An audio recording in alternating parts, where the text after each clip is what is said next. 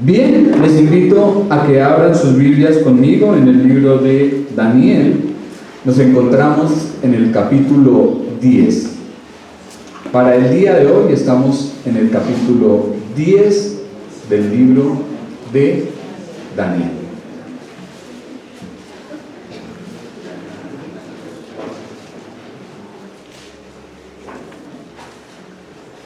El libro de Daniel está después de Ezequiel, Daniel, Oseas. Bien, ¿ya lo tenemos? Bien, vamos a darle observación a la palabra del Señor. Vamos a estar mirando desde el versículo 1 de este capítulo 10 hasta el 6. Bien, dice así la palabra del Señor. Visión de Daniel junto al río. En el año tercero de Ciro, rey de Persia, fue revelada palabra a Daniel, llamado Belsasar. Y la palabra era verdadera y el conflicto, ¿cómo era? Grande. Pero él comprendió la palabra y tuvo inteligencia en la visión. En aquellos días, yo, Daniel, estuve afligido por espacio de 3 semanas. No comí manjar delicado, ni entró en mi boca carne, ni vino, ni me ungí con ungüento hasta que se cumplieron las 3 semanas. Y el día 24 del mes primero estaba yo a la orilla del gran río Hiddekel, y alcé mis ojos y miré, y he aquí un varón vestido de lino y ceñidos sus lomos de oro de Ufaz. Su cuerpo era como el berilo y su rostro parecía un relámpago, y sus ojos como antorchas de fuego, y sus brazos y sus pies como de color de bronce bruñido, y el sonido de sus palabras como el estruendo de una multitud. Amén. Como en ocasiones anteriores, Daniel fija el tiempo de la visión.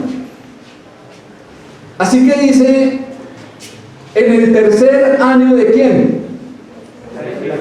De Ciro. ¿Cuál rey? ¿De dónde? El rey de Persia. En el tercer año de Ciro, el rey de Persia. Entonces nos está dando un momento específico. Este año oficial comenzó en la primavera del año 536 a.C., es decir, unos 70 años después de que Daniel había llegado cautivo a Babilonia. Y 2 años después de la revelación que observábamos en el capítulo 9, la revelación de la profecía de, ¿alguien recuerda cuál era? Las 70 semanas, correcto.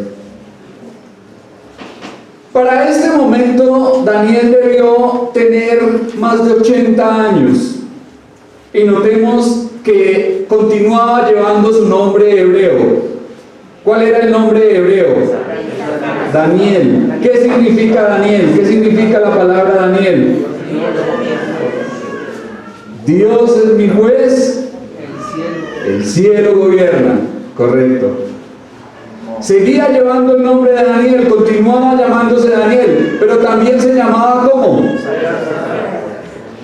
¿Cuál era su otro nombre? Belsasar. Este nombre estaba asociado ¿con qué?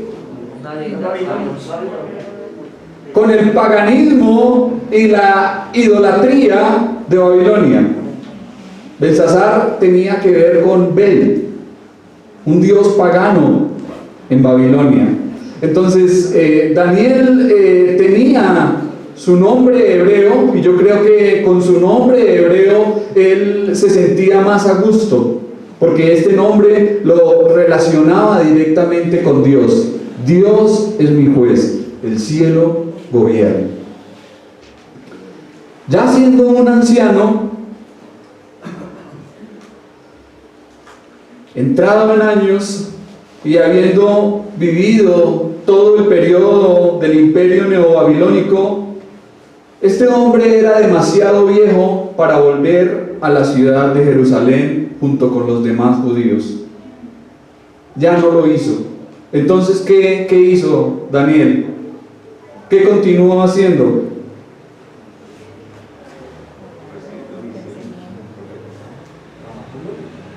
Sirviendo en el gobierno como lo venía haciendo. Recordemos que él había sido un alto funcionario en varios reinados, durante varios reyes. Él continúa haciéndolo hasta el final.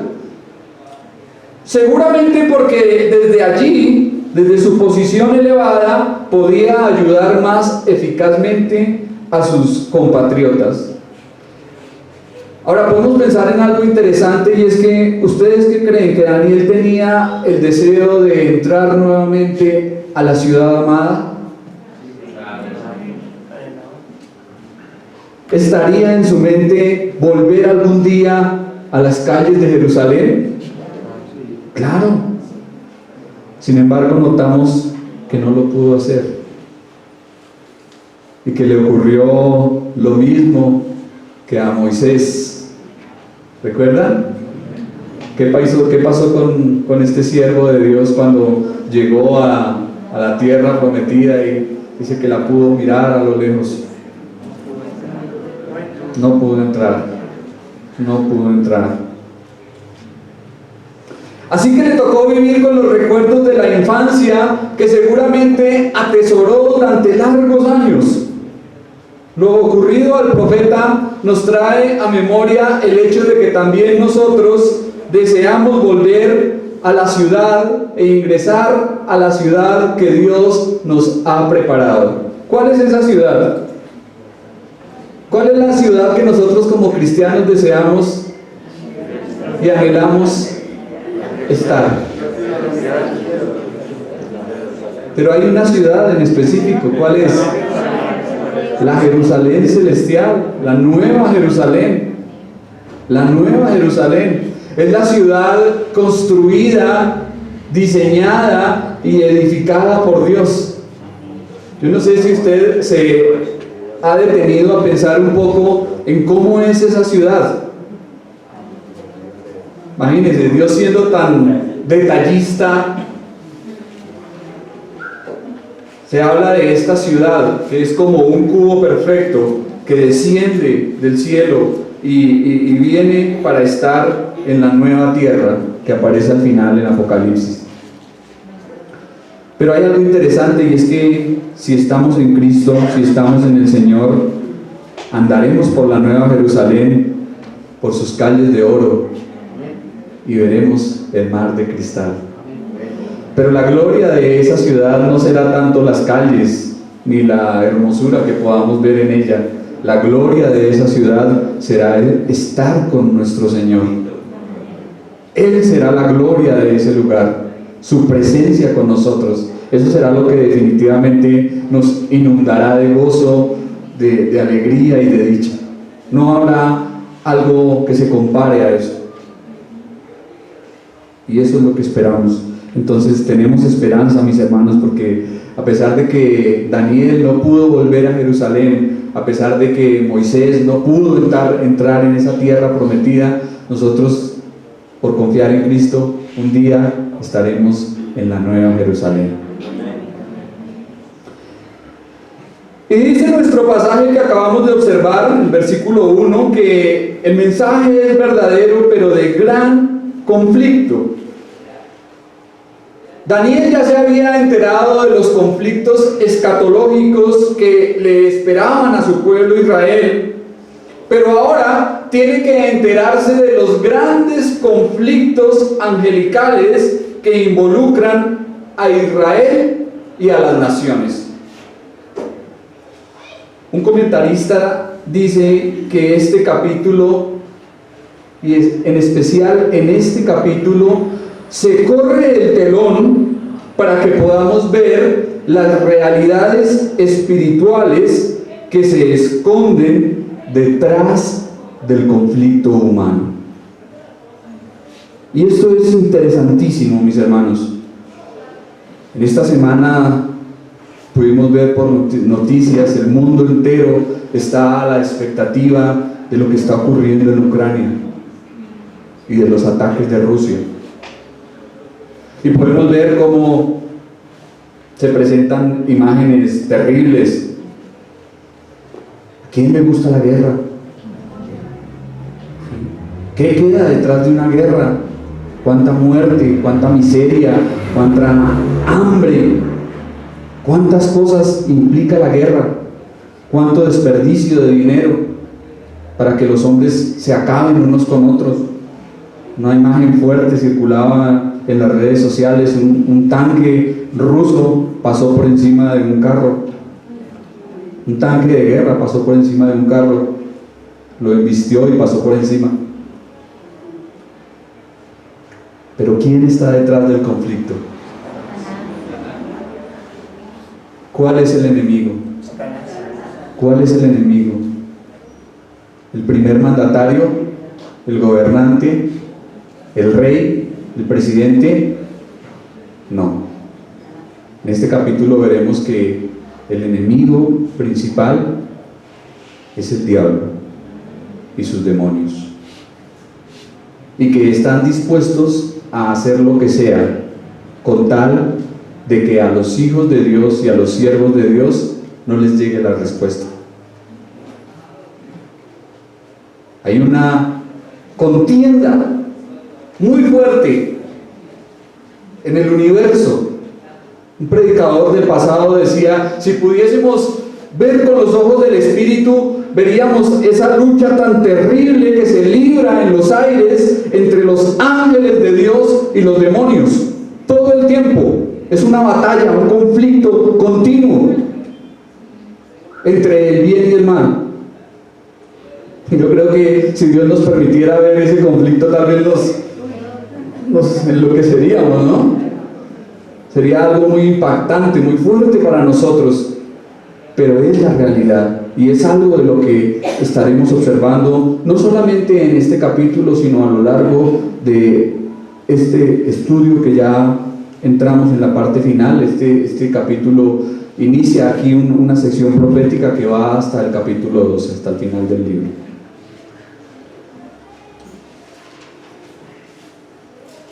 Es evidente que Daniel recibió la revelación en medio de una gran oposición satánica que encontró.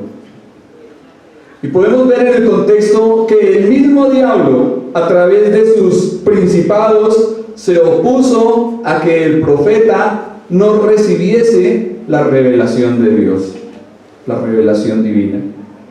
Y como ya lo hemos dicho, mis hermanos, en ocasiones anteriores, ¿quién es el más interesado en que las personas permanezcan en ignorancia? ¿Satanás? ¿Quién es el más interesado en que la gente desconozca la verdad? El diablo, el opositor. ¿Quién es el más interesado en que la gente desconozca los planes de Dios? Desconozca lo que Dios va a hacer. El diablo.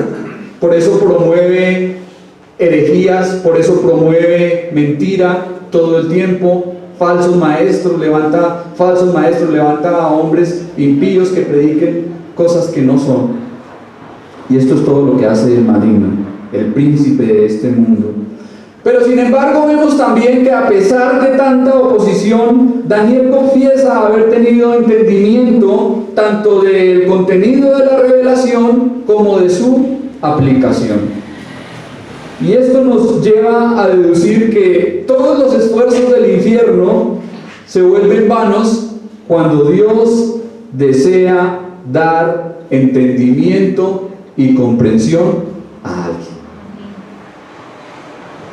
Me gustan las palabras de nuestro Señor cuando allí en Mateo capítulo 16, en la confesión de Pedro en Cesarea de Filipo, después de llevar a sus discípulos durante ese tiempo tan especial de estar con ellos, de enseñarles, de adoctrinarles, el Señor dice: las puertas del Hades no prevalecerán contra ella.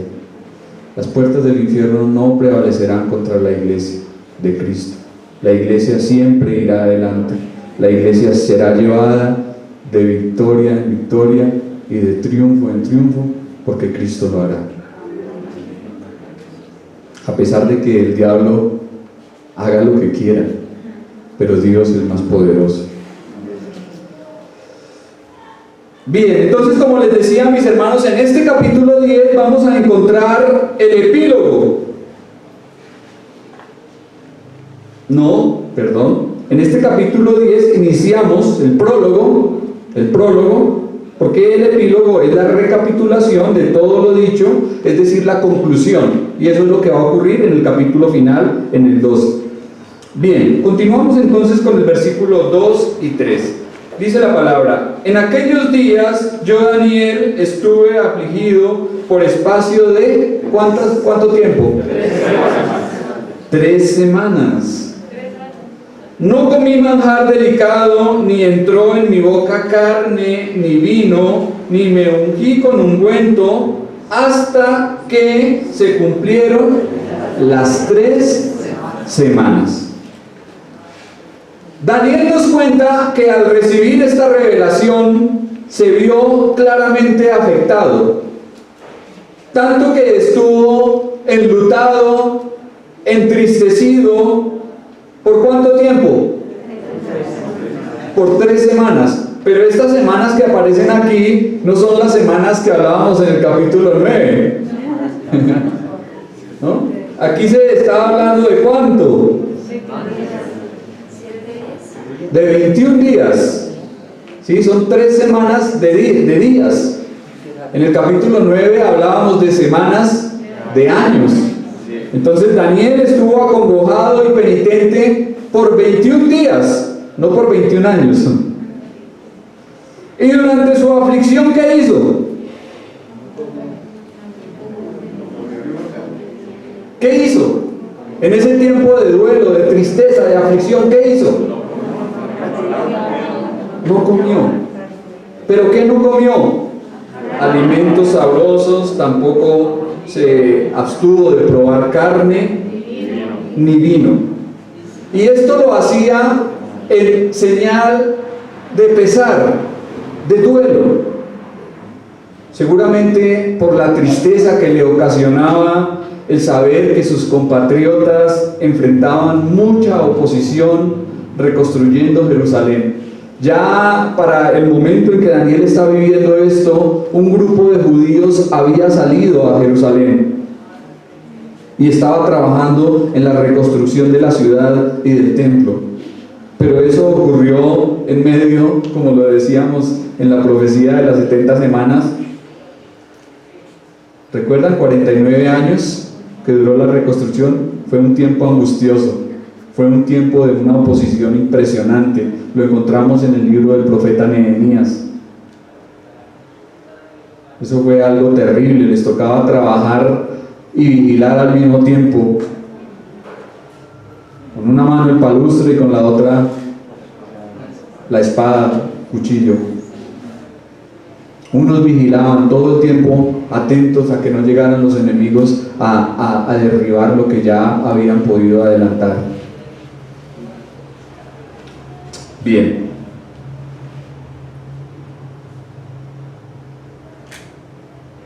Los persas utilizaban muchos ungüentos. Ellos se ungían. Pero Daniel tampoco quiso emplear estos ungüentos durante 21 días en un acto de aflicción, como ya lo dije, un acto de duelo.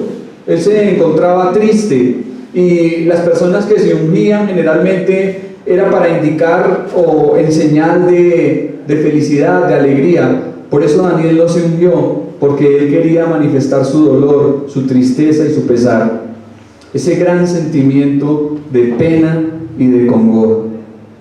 Y eso que experimentó Daniel le llevó a privarse de todo aquello que pudiese ser señal de gozo o alegría. Muchos en la actualidad tratan de imitar a Daniel de forma equivocada. ¿Y entonces qué hacen?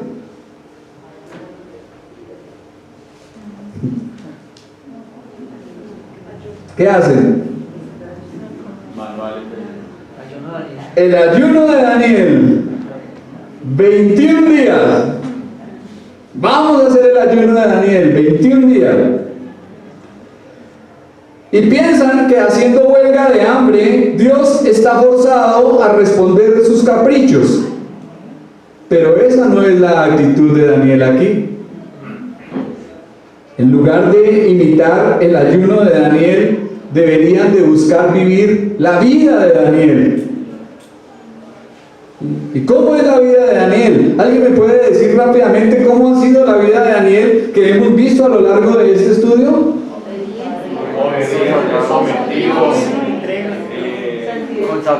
Un hombre consagrado, un hombre fiel, un hombre íntegro, un hombre entregado al Señor, un siervo de oración, un hombre que sintió pesar por su pueblo, por su nación, un hombre que desde muy joven, desde la edad temprana, decidió no contaminarse con la porción de la comida del rey, porque era firme a sus convicciones y a sus creencias en Dios. Esa es la vida de Daniel. Más que imitar el ayuno de Daniel, deberían buscar imitar la vida de Daniel. Ahora, si hablamos del ayuno, ¿será que es una obligación cristiana? ¿Será que a nosotros nos corresponde hoy en día hacer largos ayunos? 21 días, dice acá.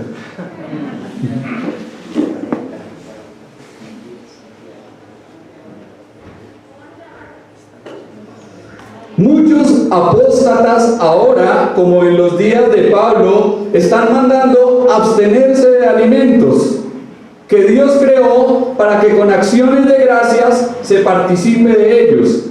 Y al igual que los fariseos en los días de Cristo, han cambiado, deformado, tergiversado completamente la práctica del ayuno. Hablaba aquel día con mi hermana acerca de este tema. ¿Cuántas veces Dios estableció el ayuno para la nación de Israel? ¿Cuántas veces deberían ayunar ellos? ¿Cuántos días de ayuno deberían hacer al año?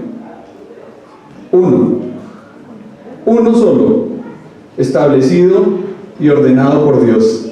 El día de la gran expiación, el día en que se sacrificaba al cordero y se hacía el derramamiento de la sangre en el tabernáculo o en el templo. Solamente ese día, un día al año. ¿Y los fariseos cuánto ayunaban? Según lo vemos en los evangelios. ¿Cuántas veces ayunaban los fariseos por semana? Hasta 2 y 3 veces. ¿Y por qué lo hacían?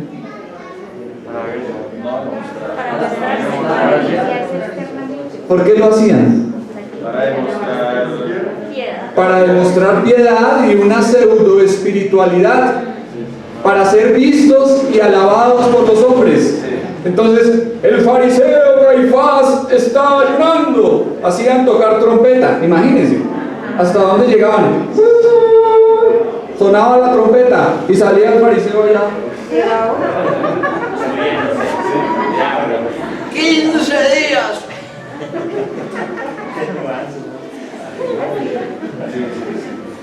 ¿Será que Dios se agrada de esas prácticas? ¿Estará Dios agradado de ese tipo de ayuno? Por eso nosotros acá no convocamos ayunos congregacionales, porque la palabra de Dios dice que no sepa tu mano izquierda lo que hace tu derecha. ¿Sí? Si vamos a ayunar, bueno, un ejercicio espiritual para consagrar un tiempo con Dios en oración, podemos hacerlo, ¿sí? Se puede hacer, siempre y cuando no sea para ser visto por los hombres, para que los demás lo aplaudan y digan, uy, qué espiritual es ese hermano que lleva 15 días, 20 días en ayuno. Esa práctica no agrada a Dios. El verdadero ayuno que Dios desea, mis hermanos, según Isaías capítulo 58, es hacer justicia, no oprimir al trabajador. Ojo, los que son jefes, si hay alguien aquí que tiene empleados a su cargo, no oprima a sus trabajadores. Ese es el verdadero ayuno que Dios desea. Desatar las ligaduras de impiedad y soltar las cargas de opresión. Dejar libres a los quebrantados y romper todo yugo. El verdadero ayuno es partir el pan con el hambriento y dar albergue a los pobres. Es cubrir al desnudo y no esconderse del hermano.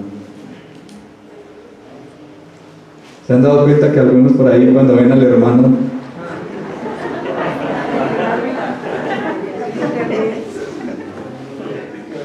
yo me los he pillado? No esconderse del hermano. Es quitar el dedo amenazador y el hablar vanidad.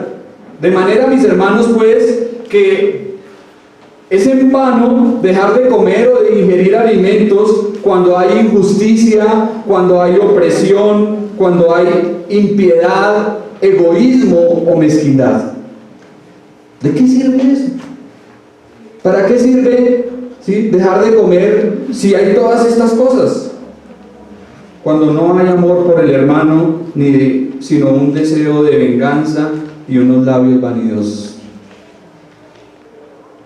Entonces, el verdadero ayuno que Dios quiere es un cambio de vida. Es un cambio de vida. Versículo 4. Y el día 24 del mes primero estaba yo a la orilla del gran río Hiddekel. El mes primero al que Daniel se refiere es el mes de Nisán, precisamente el mes en que se celebraban las fiestas principales en Israel, las fiestas judías de la Pascua y de los panes sin levadura. El río Hiddekel es una referencia al gran río Tigris. Ahí lo tenemos en unas imágenes. ¡Oh! ¡Qué belleza!, ¿no? Ese es. Yo me imagino por ahí caminando por la orilla con mi caña. Ese es el gran río Tigris. Por ahí tenemos otras imágenes. Miren.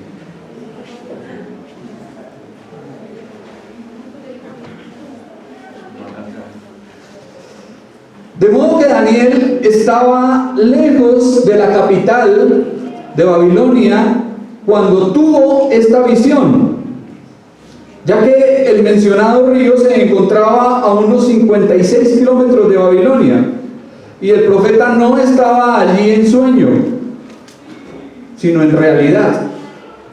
Y recordemos que este gran río fue mencionado en el Génesis, ¿recuerdan? Cuando pasamos por ¿dónde fue? Por el huerto del Edén. Se mencionan allí unos ríos y entre esos ríos que se mencionan está el río Hiddekel o Tigris.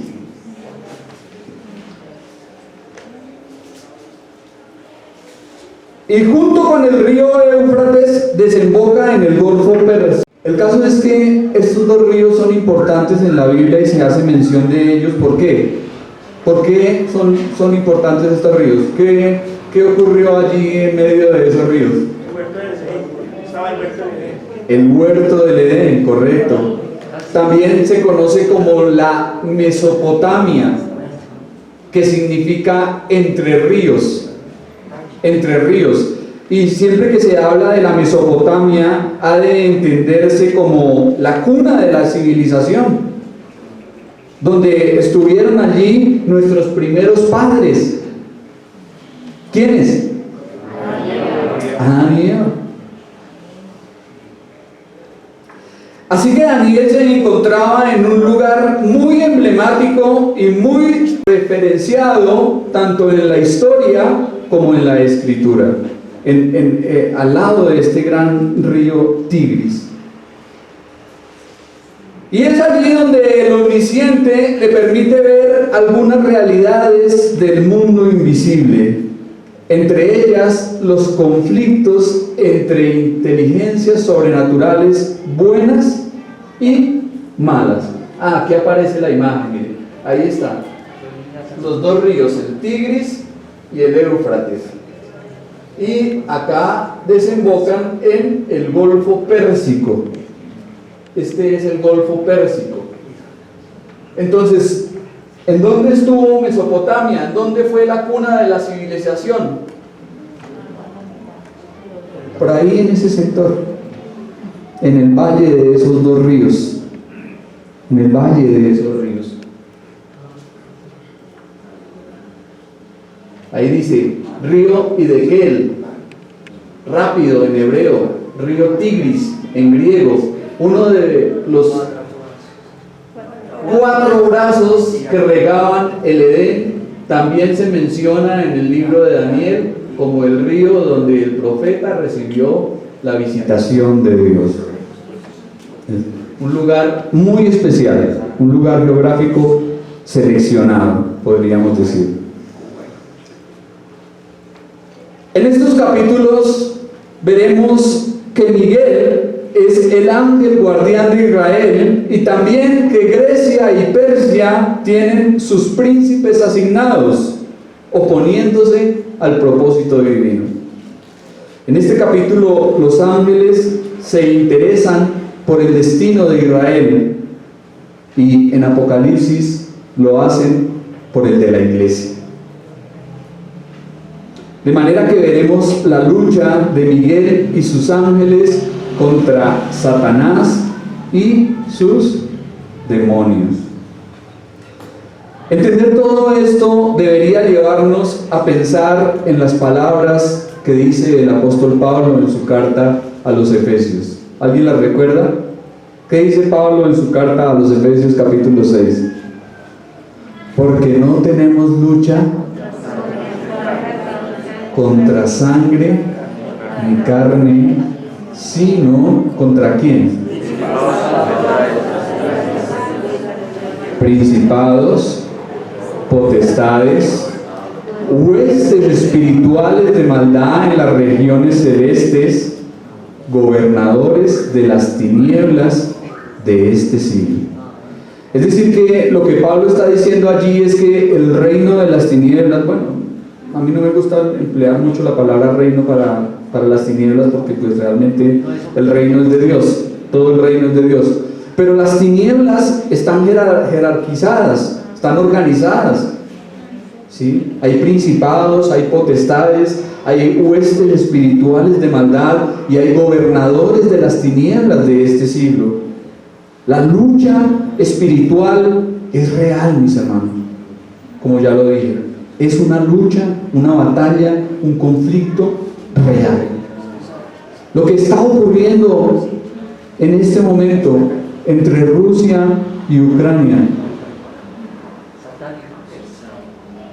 si pudiéramos ver en el mundo espiritual, veríamos cuántos gobernadores de las tinieblas de este siglo hay allí colocando su mano, instigando para que un país ataque al otro, para que hayan guerras, para que hayan muerte, destrucción, violencia.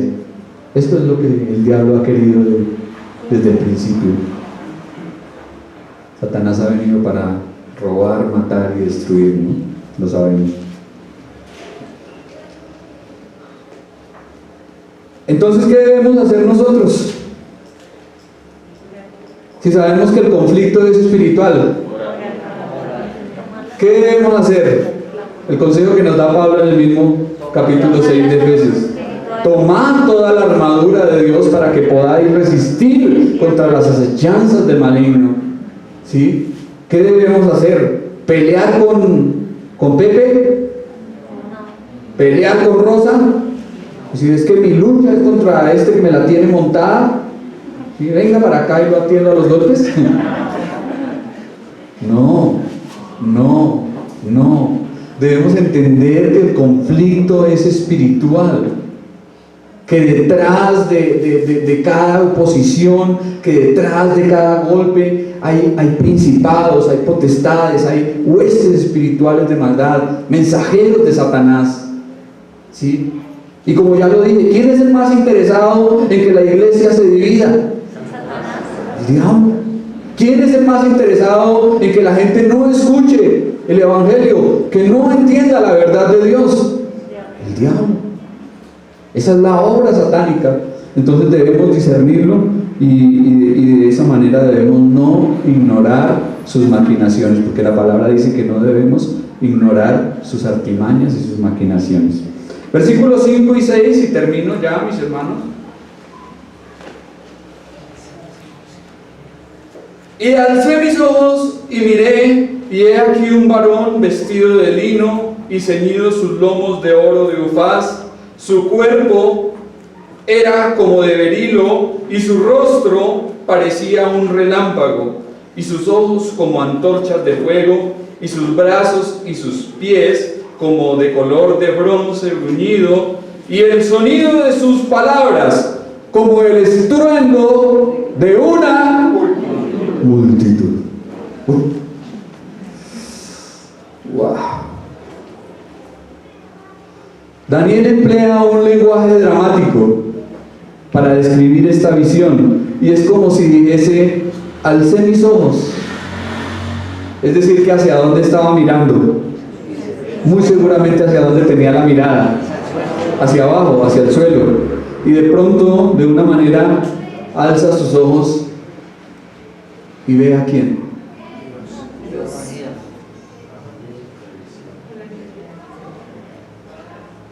Ve a un personaje que tenía forma de varón, es decir, que en su aspecto era como un hombre, como un varón.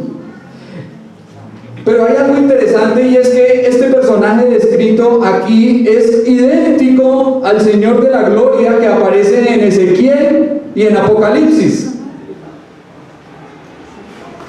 ¿Por qué? Dice que estaba vestido de lino, y eso generalmente simboliza pureza. El lino simboliza pureza. ¿Recuerdan cómo estará la iglesia de Cristo cuando se presente a Él? ¿Vestida de qué? De lino fino, limpio y resplandeciente. Entonces el lino simboliza pureza. Pero además dice que ceñidos sus lomos con un cinto de oro puro, de oro de Ufaz. Es el oro más fino que existe. Yo me acuerdo que en alguna época me gustaba el oro. El oro es bonito. ¿O hay alguien que no le guste? Decía por ahí un hombre, decía: si tiene alguna cadena vieja, regálemela que yo se la recibo. Pero que sea de oro puro, y eso sí, $7.50. Italia.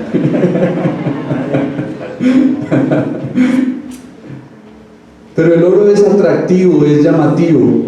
Y aquí se menciona oro de Ufaz, es decir, el oro más puro que puede haber.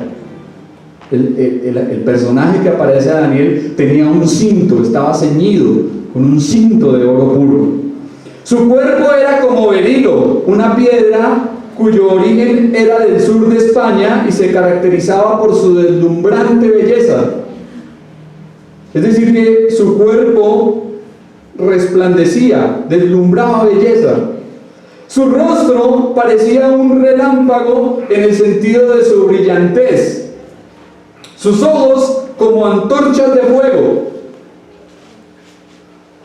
A pesar del brillo radiante de su rostro, Daniel pudo distinguir los ojos de aquel personaje y los compara con antorchas de fuego, los cuales nos habla de una mirada penetrante, una mirada escrutadora.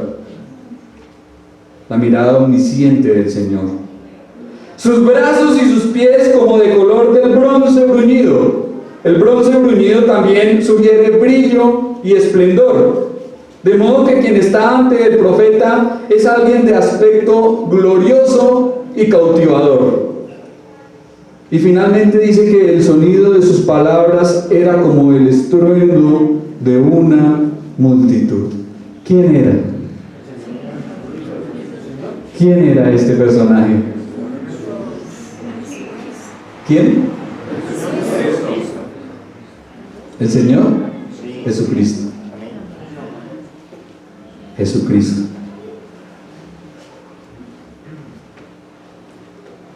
El ángel de Jehová, Cristo preencarnado, es decir, una cristofanía.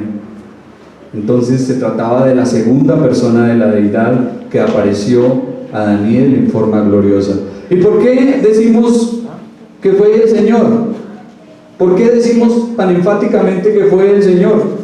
En el libro de Apocalipsis, en el capítulo 1, Juan tuvo la visión del Hijo del Hombre. Y mire la forma como lo describe. Mire y compare. Estas son las descripciones que Juan hace en el Apocalipsis. Y dice, uno semejante al Hijo del Hombre. Daniel dice que vio a alguien como en forma de un varón, ceñido de un cinto de oro. También Daniel dice que tenía un cinto de oro. Sus ojos como llama de fuego. Sus pies semejantes al bronce bruñido. Y su voz como el estruendo de muchas aguas. Su rostro era resplandeciente como el sol cuando resplandece en su fuerza.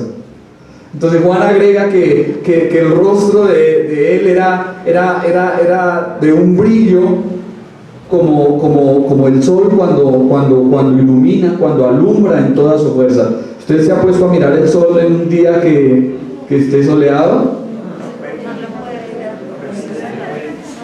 ¿No siente que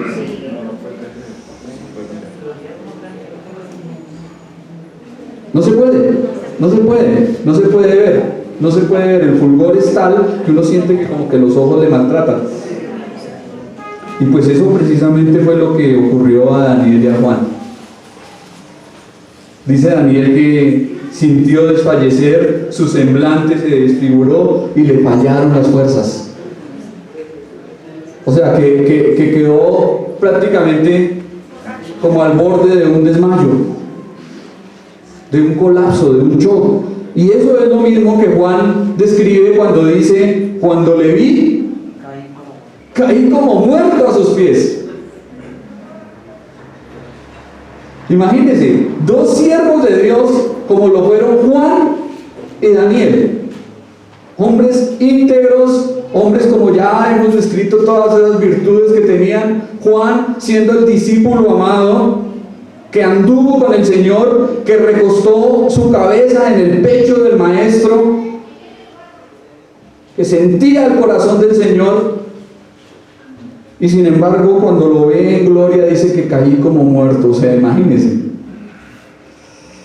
¿quién podrá estar de pie ante el Dios santo y poderoso? Si Dios se manifestase a nosotros en su grandeza, en su gloria y en su poder, en el estado en que estamos, seguramente nos ocurriría como a los sacerdotes que tenían que sacar alados en el templo. La presencia de Dios nos mataría. La presencia de Dios nos mataría. Es por eso que nuestros cuerpos tienen que ser transformados. Tienen que ser cuerpos resucitados, glorificados, revestidos de la justicia de Cristo, en inmortalidad, en gloria y en santidad, para poder llegar ante el Dios Santo. Esto es impresionante, ¿no? ¡Qué tremendo! Entonces, mis hermanos, si estamos en Cristo, Él transformará nuestros cuerpos para que podamos permanecer en su presencia y estar de pies ante su gloria. En resumen y conclusión, ante nuestras tristezas, ¿tenemos tristezas? Ante nuestras congojas, desconsuelo, aflicción, penas, melancolía, abatimiento, sinsabor y desdicha, Dios tiene a alguien glorioso para fortalecernos, levantarnos, animarnos, vigorizarnos y vivificarnos. ¿Y quién es? ¿Quién es ese personaje? Jesucristo nuestro Señor. Aquel que ha dicho: yo soy la puerta, y el que por mí entrare será salvo. De modo pues, mis hermanos, que ante el duelo de las luchas diarias, ante las vicisitudes de la vida, podemos hallar descanso en nuestro Señor. Para cada tristeza siempre habrá una revelación gloriosa de Cristo, por medio de la cual seamos fortalecidos y avivados. Amén. Padre, te damos gracias, Señor, por tu preciosa y santa palabra. Gracias, Señor, porque muchas veces debemos decir, como dijo el mismo Daniel en su oración: nuestra es la confusión de rostro, nuestro es el abatimiento, nuestro es el duelo, la angustia, el pesar y la tristeza. Pero, Señor, tuya es la misericordia, tuya es la bondad, tuya es la justicia, tuyo es el poder, tuyo la gloria, Señor. Gracias porque aún en los peores momentos de la vida, Señor, aún cuando estemos adoloridos y quebrantados, tú puedes, Señor, darnos una revelación de Cristo, y eso será suficiente, Señor, para que nos levantemos con más fuerza, y tu gracia será suficiente, Señor, para sostenernos y para ayudarnos mientras vamos de paso al hogar celestial. Señor, te damos gracias por esta palabra y te pedimos, Señor, que nos ayudes a guardarla y a atesorarla en nuestros corazones cada día para ponerla por obra. En el nombre de Cristo Jesús. Amén.